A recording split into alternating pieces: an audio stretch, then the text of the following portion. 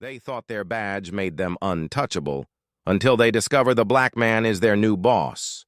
But before comment from which country you are watching, the courtroom echoed with chatter, laughter, and the sound of heavy boots moving across the polished wooden floor.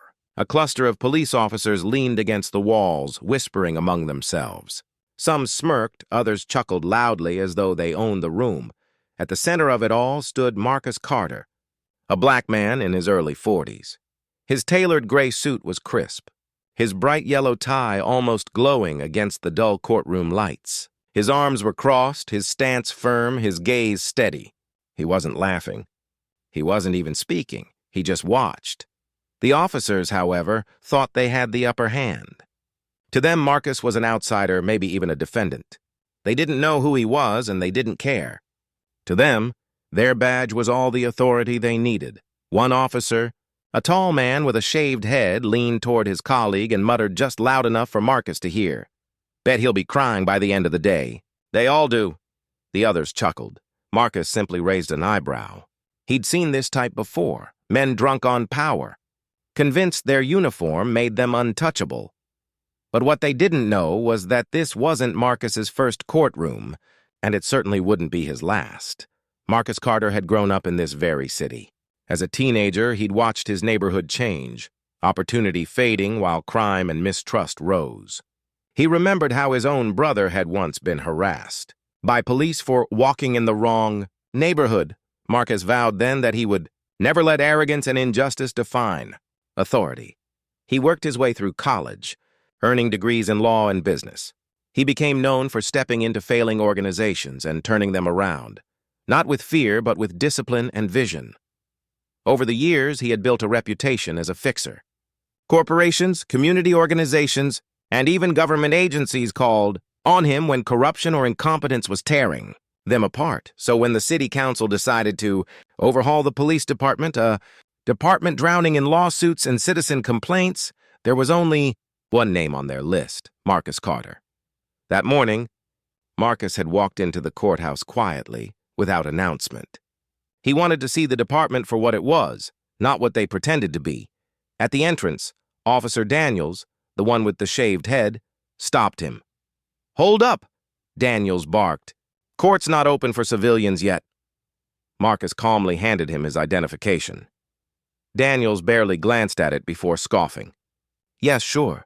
Why don't you take a seat over there with the rest of the defendants? We'll clear things up at the station." A few nearby officers laughed. One even muttered, "Nice suit for a perp." Marcus didn't argue. He simply walked past them, taking his place in the courtroom. His silence, his composure, only seemed to fuel their mockery. To them, silence meant weakness. To Marcus, silence meant power. When the judge finally entered the courtroom, the room stood. Conversations died down. The officers straightened their backs, suddenly respectful. "Court is now in session," the bailiff announced. The judge scanned the room, then her eyes landed on Marcus. Her stern face softened into a smile. "Mr. Carter," she said warmly, "I didn't expect to see you until tomorrow." "Welcome back to the city." The words landed like a hammer. The officers who had been laughing froze. Their eyes darted between Marcus and the judge, confusion spreading across their faces. The judge continued, "For those who are unaware, Mr. Marcus Carter has been appointed by the city council as the new police commissioner. He is here today to observe and ensure this department understands what accountability looks like." The courtroom went dead silent. One officer nearly dropped his notepad. Another swallowed hard, his face turning pale. Daniels, the loudest of them all, stood rooted in place, his mouth slightly open. The man they had mocked was now their boss. When the session ended, Marcus requested that the officers remain behind. The room emptied until only Marcus, a few staff members, and the group of officers were left. He walked slowly toward them, his footsteps deliberate, his eyes calm but piercing. "You thought your badge made you untouchable," Marcus began. "You thought you could mock me, treat me like less, and it wouldn't matter. But here's the truth. Your badge is not a shield for arrogance. It's a responsibility." The officers shifted uncomfortably. Daniels tried to stand tall, but even he avoided eye contact. Marcus continued. From this day forward, things will change. If you think you can wear that uniform and dishonor the people you swore to protect, you're wrong. If you think I'll overlook arrogance, racism, or abuse of power, you're mistaken. This department will serve with integrity, or it won't serve at all. In the weeks that followed, Marcus wasted no time. He implemented reforms that shook the department to its core. Body cameras became mandatory, with footage reviewed weekly. Community boards were created, giving citizens a voice in police oversight. Promotions were tied to conduct and integrity, not favoritism.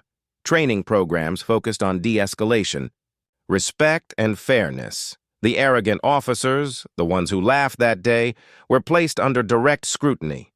Every move they made was watched. Every complaint was investigated. Some cracked under the pressure and resigned. Others tried to resist but found themselves suspended. A few, humbled by Marcus's steady leadership, began to change. For the first time in years, the community felt hope. Citizens who once feared calling the police have now begun to trust again. Complaints dropped. Respect grew.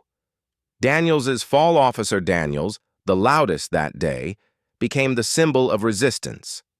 He muttered about Marcus behind closed doors, rolled his eyes in meetings, and resisted reforms. One evening during a routine patrol, Daniels was caught on body cam mocking a young black teenager during a stop. The footage went public within hours. Marcus didn't flinch. At the next disciplinary hearing, he looked Daniels straight in the eye. "You had a chance to change," Marcus said. "But you chose arrogance. Hand over your badge."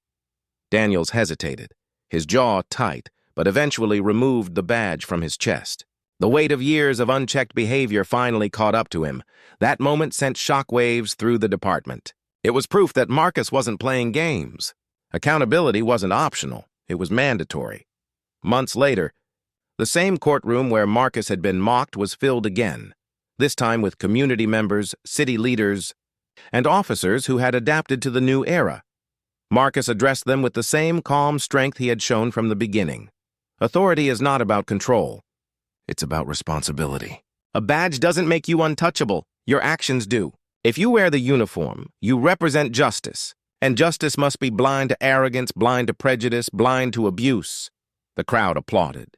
Officers, humbled and changed, stood straighter, not out of arrogance, but out of respect. And as Marcus stepped away from the podium, one thing was clear. The day they laughed at him was the day they lost their old way of doing things. The day they discovered who he was the day true justice began.